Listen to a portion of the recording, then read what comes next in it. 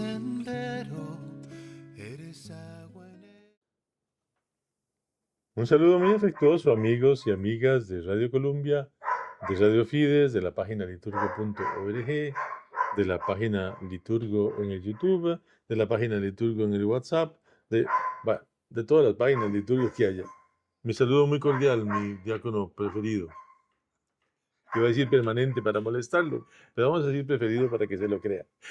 Saludos en Jesucristo, amigo y Señor nuestro, mi querido presbítero.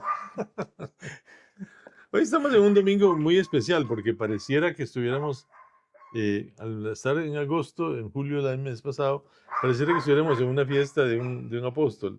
Y no, es que San Mateo incluye, o en el ciclo de San Mateo se incluye Mateo 16 como parte No, y tiene que del ser ciclo. parte de, es algo esencial porque hemos venido, y vamos tal vez a decirlo así, hemos venido hablando de los cambios significativos que la comunidad de Mateo está introduciendo en la figura de que ya Jesús no es el nuevo Moisés, no, Jesús es el Mesías, es el Hijo de Dios, y ahora va a ser introducir un nuevo cambio en la figura de Pedro, ¿verdad? Que hay que decirlo así, porque es Dios el que cambia el nombre, y hay que decirlo Sí, de esa forma. y que, Única vez en el Nuevo Testamento. claro, y que con eso le da un giro extraño también a la iglesia porque entramos a una vaina que están haciendo que no necesariamente es el reino, porque el reino no es de este mundo, pero que sí tiene un carácter de andamio para ayudar a que la estructura del reino pueda consolidarse desde la temporalidad.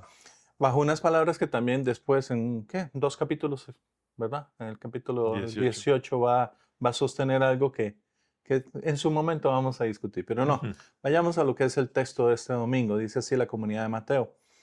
En aquel tiempo, al llegar a la región de Cesarea de Filipo, Jesús preguntó a sus discípulos, ¿quién dice la gente que es el Hijo del Hombre? Ellos contestaron, unos que Juan el Bautista, otros que Elías, otros que Jeremías o uno de los profetas. Jesús les preguntó, ¿y ustedes quién dicen que soy yo? Simón Pedro tomó la palabra y dijo, tú eres el Mesías, el Hijo del Dios vivo.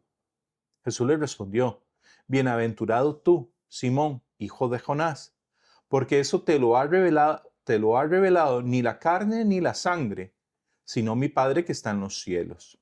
Ahora yo te digo, tú eres Pedro, y sobre esta piedra edificaré mi iglesia, y el poder del infierno no la derrotará.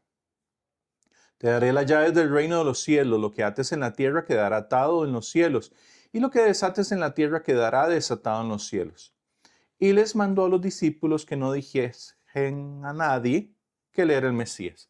Bien, un poquito, el texto original en Marcos es importante tenerlo presente, Claro, en el secretismo mesiánico. mesiánico. Pero comparado a los otros evangelios, la parte donde Jesús le dice bienaventurado, etcétera, es única. Sí se da el cambio de nombre en Juan, en la comunidad de Juan sí lo introduce, porque es importante sostenerlo, el carácter petrino, pero el carácter de identidad es lo más importante acá. O sea, es un nuevo nombre, es un nuevo sentido. Recordemos tal vez Sí. el de Abraham que pasa a ser Abraham. Es una nueva persona, es un nuevo ser. O el de mi querido, ¿qué? Jacob, Jacob. que era un impostor, ¿verdad? Porque tal vez recordemos Sí, todo lo que choricero, pasó. Es un corrupto, ese sí era un Qué corrupto. barbaridad. Y la madre fue la que lo propició. Sí, claro. Es un corrupto que cuando cambia, Dios, para que su cambio sea incluso notable y notorio, le cambia el nombre. Y pasa a Israel. A Israel, sí, claro. Bueno, después de ese hermoso pleito que sostiene. Sí. Quiero. A mí me llama mucho la atención el texto porque, bueno, yo quisiera gastar un poquitito lo que dice la primera lectura. No, y por favor, y me imagino que tu versión tiene ciertas palabras que son de más relevantes que las que vienen en el que van a escuchar nuestros hermanos. En el texto de Isaías. Sí, Sí, el Señor habla a Sebna. Sebna es el mayordomo del palacio y le dice de una vez, yo te derribaré de tu sitial y te destituiré de tu cargo. Y voy a llamar a mi servidor, Eliakim, el hijo de Hilquías. Y es interesante lo que pasa con este nuevo responsable, con este nuevo administrador de la casa del Señor. Lo van a vestir con una túnica le van a poner la misma faja que tenía Jobná o Jepná, tendrá los poderes de Jepná y será un padre para los habitantes de Jerusalén. Y dice que pondrá sobre sus hombros la llave de la casa de David. Lo que él abra, nadie lo cerrará. Lo que él cierre, nadie lo abrirá. Y lo clavaré como una estaca en un sitio firme y será un trono de gloria para la casa de su padre. Jesús. Es la profecía más grande que yo haya leído sobre un personaje que no sea Cristo. Porque casi se le describe, casi se le llama, se le señala. No se le dice Simón Pedro, pero se le está diciendo todo el oficio que tendrá. Tendrá una jerarquía, digamos, una posición de dominio y gobierno, pero es que el dominio y gobierno no es poder, el dominio y gobierno es servicio, es estar, y por eso se llama Pedro, ¿verdad? Por eso la palabra clave en la primera lectura es mayordomo. Claro. El servidor de los servidores, el que tiene a cargo la casa. La casa, claro, y El eso que es le habla al oído a su amo. amo. Y el amo, y yo entiendo así por la jerarquía inglesa, que el amo lo trata como un superior de todos los siervos y tiene una dignidad y tiene incluso capacidad de aconsejar abiertamente al amo, aunque el amo sea un noble. Él es un plebeyo, pero cosas extrañas. Es que son palabras hermosas, ¿verdad? Hermosas por el, por la posición que tenían esos señores. Mayordomo, que para las mujeres se usaba la otra que era también muy bonita, la de ama de llaves, La ama ¿verdad? de llaves, exacto. Dueña y señora de la casa, debajo del ama, pero por encima de todos los demás. Ahora, eso de tener las llaves aquí en el hombro y de que ate y desate, nos lleva al Evangelio. Porque yo creo que el Evangelio tiene unas enormes... Bueno, no, antes de eso, ya estamos San Pablo, No hay que hacerlo para poder entender lo de las llaves. ¿verdad? Claro. Es que Pero de tu versión. el texto de San Pablo es una belleza única, es un pedacito chiquitito, 4 versículos de la carta de los Romanos. Qué profunda y llena de riqueza es la sabiduría y la ciencia de Dios. Qué insondables son sus designios y qué incomprensibles sus caminos. ¿Quién penetró en el pensamiento del Señor? ¿Quién fue su consejero? ¿Quién le dio algo para que tenga derecho a ser retribuido? Porque todo viene de Él, ha sido hecho por Él y es para Él. A Él sea la gloria eternamente. Amén. Él es el amo. Claro, eso no se nos puede olvidar nunca. Nosotros somos simples siervos que no hacemos sino lo que tenemos que hacer. Que si cura, que si obispo, que si diácono, que si papa, Que si que si lo que laico, sea. que lo que sea, importa. ministro, lo que sea. Lo suyo es atender al Dios de los cielos y el Señor de los cielos gobierna el universo desde su trono. Con un cambio sustantivo. No es alguien a quien no vemos, no. Es alguien que es tangible, comprensible, identificable. Claro. El pobre, el rechazado, el excluido, el abandonado, el inmigrante, el separado por su condición sexual o por lo que nosotros queramos enfrentar. Sí. Es el otro que espera de nosotros lo que Dios quiere hacer con todos. Y yo quisiera destacar una cosa muy importante que a veces se nos pierde de nuestra cabeza porque hacemos esa pregunta idiota de ¿por qué Dios permite estas cosas? No sabemos por qué Dios permite las cosas, pero lo que sí tenemos que saber es que Él es el otro y además sabe lo que está haciendo. Él conoce el proyecto total y sabe por dónde nos va a ir conduciendo para que nosotros vayamos encontrando las claves, las pistas para avanzar en ese camino de salvación que es lo que tiene Dios preparado para cada uno de nosotros. Un camino de salvación. Y es un camino de salvación extraño, ¿verdad? Porque el mismo Pedro, Simón, que le vuelve a llamar Jesús al final del capítulo sí. de Juan. Sí, claro. Simón, hijo de Jonás. ¿Verdad? O sea, el cambio de nombre es algo significativo porque tiene que llevarnos a nosotros a ir identificando que nuestra vida es un proceso y tiene que ser un proceso de conversión. Y que nuestra medida del proceso de conversión no soy yo, es el otro. Y tiene que ser el otro. Cosa que básicamente a veces creo que, bueno, no creo, o sea, tenemos en deuda todavía, pues seguimos excluyendo gente. Eso es un hábito en la iglesia que va a ser muy difícil quitarlo. Pero el gran problema es, y ahí está el gran asunto. Yo tengo una vocación, ser espejo para que el otro se mire. Pero lo que el otro refleje en mí, yo tengo que procurar que sea lo más fiel posible a la verdad. Que lo que mi hermano ve cuando se asoma en mí, mi hermana ve cuando se asoma en mí, es la absoluta verdad, no una verdad distorsionada que yo podría darle y que con eso se perdería un poquito el oficio. Por eso es tan básica la pregunta que hace Jesucristo, que se la hace a Simón en ese momento. Bueno, todos los que están Pero ahí. espera un momentito, es que Sí. en ese texto de Pablo,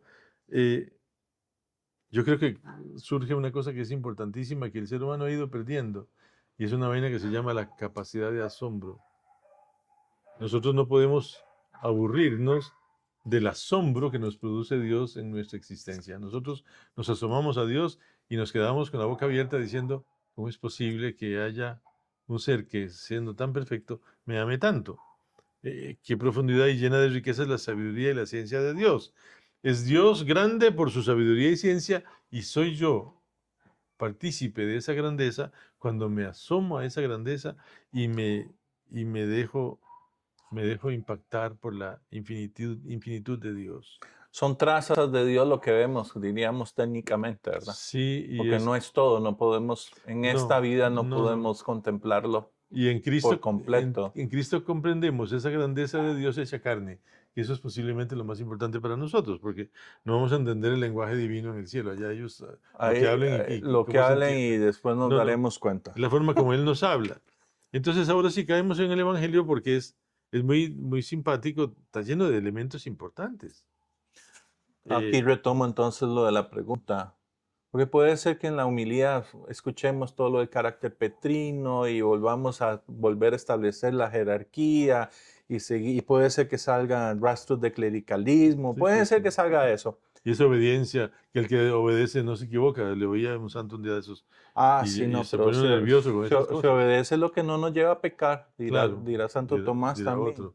Eh, Pero, viene la pregunta, ujú, ¿quién dices tú que soy yo? sí, claro. Porque esa es la pregunta que Jesús siempre hace y podemos contestarla fácilmente si somos pulcros y desde la doctrina, es el Señor, es aquí, es allá. Pero eso es un Pero discurso. eso no es yo a veces pienso que esa es una especie de salida de los apóstoles como para decir, déjenos en paz, porque nosotros tampoco entendemos. Es que todavía ni siquiera lo han comprendido. Estamos muy a mitad del Evangelio y no hay en ellos una respuesta madura. ¿Quién es Jesús? Uy, ¿para qué pregunta eso? No, ellos dicen que usted es fulano, sultano, mengano. Mire, yo mejor no digo nada. Pero aquí lo importante es esto. Jesús, nuevamente volvamos a algo que es el entorno.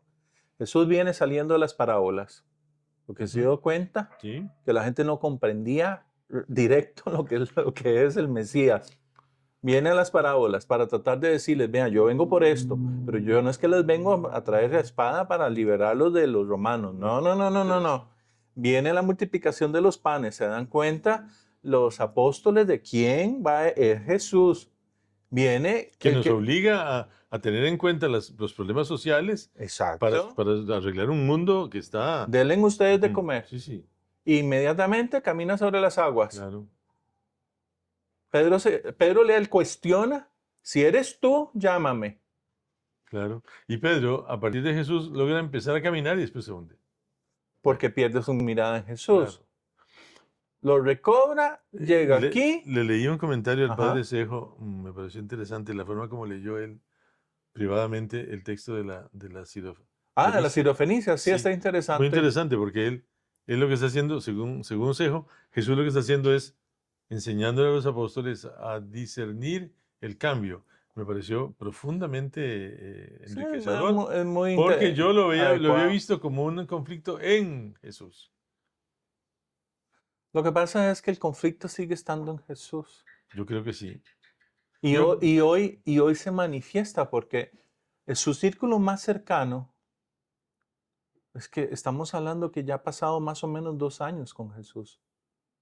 Su Sí, círculo más o menos. sí, Ujú. su círculo más cercano todavía no saben quién es él y Es están que- pensando en los puestos que van a tener. Entonces, a ver, Dentro de poco la mamá, digámoslo así, la comunidad de Mateo va a poner que la mamá de Juan y Santiago, ¿verdad? La que llega a negociar, ponémelo uno a la derecha o a la pero izquierda. los otros lo permitieron lo mismo. Entonces todavía existe un conflicto en la comunidad. Todavía Veamos en esa existe. gran familia que se está creando. Todavía existe el conflicto de ¿qué es esto? Todavía existe el conflicto de las espadas de Simón Celote. Todavía existe el conflicto De los de puestos. llevar una espada al huerto y a defender a Jesús, porque hay que defenderlo de los puestos. Todavía sigue oscuro el hecho de que daré mi vida por ti, dice Jesús, Simón en el... Y por eso me llama tantísimo la atención esta frase que Simón dijo, Simón Pedro, respondió cuando Jesús preguntó, ¿quién dicen ustedes que soy yo? Simón Pedro responde, tú eres el Mesías, el Hijo de Dios vivo. Cuando dice tomó la palabra en griego es atreviéndose sobre los demás. Claro, bueno. Se embalantó. No, Simón es un matón, ¿verdad? No, Simón es todo un personaje. Sí. Simón es todo un personaje y Pero refleja él dice esa esto, fuerza. y creo que la comunidad tiene que haber llorado mucho para escribir esto. Tú eres el Mesías, el Hijo de Dios vivo. Aplauso, qué maravilla frase. Pero dentro de... No le hagamos ahí dejémoslo para la próxima semana. Bueno, está bien, porque hay unas consecuencias terribles la semana entrante. Y así lo dejamos a usted buscando la semana Sí, entrante. así busca la próxima Porque semana. sí, es cierto que Simón responde a esa maravilla. Es como una especie de... Yo tenía un tío que decía que entre él y su mamá había una sociedad de mutua admiración. Aquí se produce una sociedad de mutua admiración entre Pedro y Jesús. Pedro le dice a Jesús eso, tú eres el Mesías, el Hijo de Dios vivo. Es el único evangelista que pasa a Jesús a un plano superior. No lo deja solo en la línea mesiánica, en Exacto. donde el Mesías sería un guerrero con espada y con el imperio romano de rodillas. ¿Quién sabe cómo iba a ser eso? De hecho, es una doble declaración. Netanyahu, No, seguramente. no, Dios. No volvamos a esa terrible política, porque Bueno, la está bien. semana pasada nos dijeron que nos faltó discutir un poquito más el tema. No Pero digo yo, pero posiblemente en el fondo tenían en su corazón una idea de un líder así, de ese tipo, sanguinario, qué sé yo. No.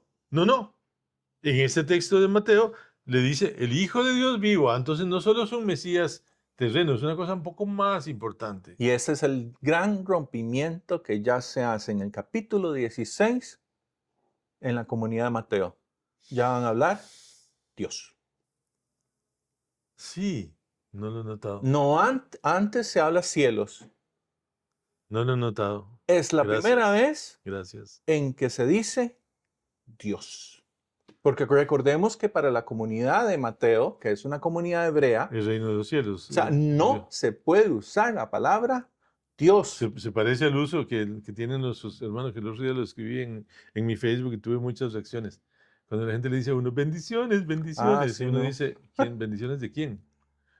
Ay, pues de Dios. Y dígalo entonces, porque eso de bendiciones es como no querer pronunciar el nombre de Dios en vano, porque eso es lo que creen sobre todo los que vienen de religiones norteamericanas.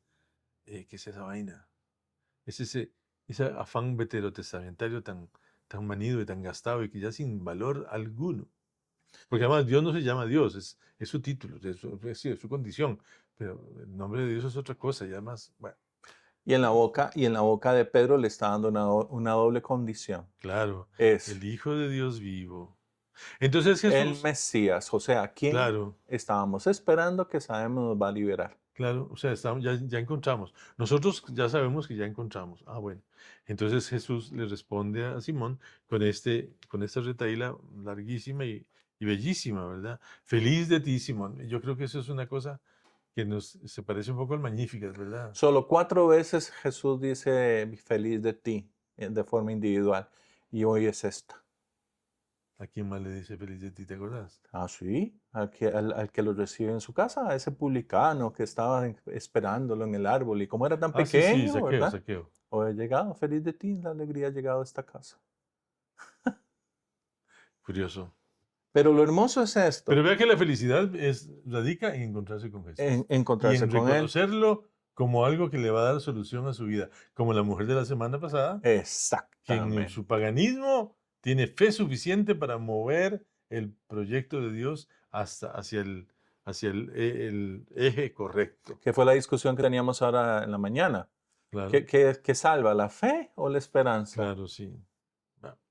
Que en este caso es las dos. Es que yo creo que Pedro están, sabe, están unidas. es que están completamente entrelazadas. O sea, Sí. ese es el gran asunto. Lo que nos sucede a veces es que, no sé por qué, tal vez sea por alguna práctica, mala práctica catequética, que comenzamos a desmembrar el hilo Yo creo que y decir esto es fe. No, también, no, también está el problema de que la fe se convierte a veces en fideísmo, ¿verdad? En un creer nada más. Pero volvemos al idólatra o al supersticioso. Sí, claro. Pues Pero porque la tenemos. fe, porque la esperanza, por eso es que me gusta tanto la traducción de la Septuaginta cuando habla de fidelidad. El justo vivirá por su fidelidad. Es decir, porque es fiel a la fe, porque es un hombre de esperanza. Al final, Se ¿verdad? entrelazan. Se entrelazan. Es un hilo. Porque lo único que va a prevalecer al final va a ser la caridad. De manera que entonces ahora podemos vivir de fe y de esperanza. Una fe dinámica que se manifiesta en la fidelidad, que se manifiesta en una esperanza viva, que es lo que tiene Simón. Y Simón es feliz Recibe las llaves. porque recibió una revelación de Dios. Vea que lo de las revelaciones de Dios es normal, ¿verdad? Hasta Caifás tuvo su revelación como sumo sacerdote y profetizó. Bueno, pues Simón ya tuvo una importante revelación. Y no te la da ni la carne ni la sangre, sino mi Padre que está en el cielo. Y entonces viene la hecatombe, ¿verdad? El padre Randall Soto, que en paz descanse, ¿cómo se fue a morir tan joven? Bueno, el padre Randy Soto hacía una diferencia. Yo no sé si era de él o de lo había encontrado en alguna academia. Una diferencia entre Pedro y piedra, a partir de las palabras griegas. Porque Pedro vendría de Petros. Y un Petros es una bola como las que hay en los ríos. Y siempre le digo a la gente en las charlas, ¿para qué sirve una piedra redonda? Para nada. Porque una piedra redonda le pasa lo que a todas las bolas, rueda. Y por siglos en Costa Rica se hacía, siglos no, pero sí por años, se hacía un cimiento ciclópeo y echaban piedras enteras y echaban cemento. Ujú. Y esas piedras rodaban y las casas se caían. La única forma de que una piedra sirva para cimiento es quebrándola, dándole forma. Entonces, la diferencia, según Randall, Que ese era es el Cefas. ese Pedro, que es una piedra común y corriente, pasa a ser piedra. Y es la piedra sillar cuadrada que se colocaba en el fondo de la zanja inmensa para levantar ahí la pared del muro de aquella iglesia. Dejarnos moldear en Jesús nuevamente. Claro, y Dejarnos moldear. entonces Dejarnos instalar. Simón será una piedra verdadera para edificar la iglesia si se deja golpear por Cristo y si recibe de Cristo la forma. De todo caso, le adelantamos de una vez que eso de que lo que haces en la tierra será desatado en el cielo, lo repite San Mateo 2 capítulos más adelante, repartiéndoselo a toda la comunidad. A toda la iglesia. A la iglesia viva y creyente y reunida tiene el mismo poder, no sé si el mismo poder, pero tiene la misma capacidad para atar y desatar y que en el cielo obedezcan las voluntades. La palabra técnica será potestas. Lo veremos después Está entonces. bien, sí. Sí, bueno, creo que potestas es una cosa un poco canónica. A ver si esa sensación de un Pedro que se nos convierte en piedra, que se hace por fin un cimiento sólido para asentar la iglesia, nos invita a nosotros a vivir esa experiencia de ser iglesia, una iglesia fundada sobre la roca de los apóstoles y profetas, dice la carta de los Efesios, y nosotros como piedras vivas podemos ir construyendo ese edificio espiritual. No, y más aún, si lo que digo es lo que estoy haciendo. Eso es más complicado. Vale. Feliz domingo, feliz día del Señor. Ánimo. Tú eres luz en mi sendero, eres agua en el desierto.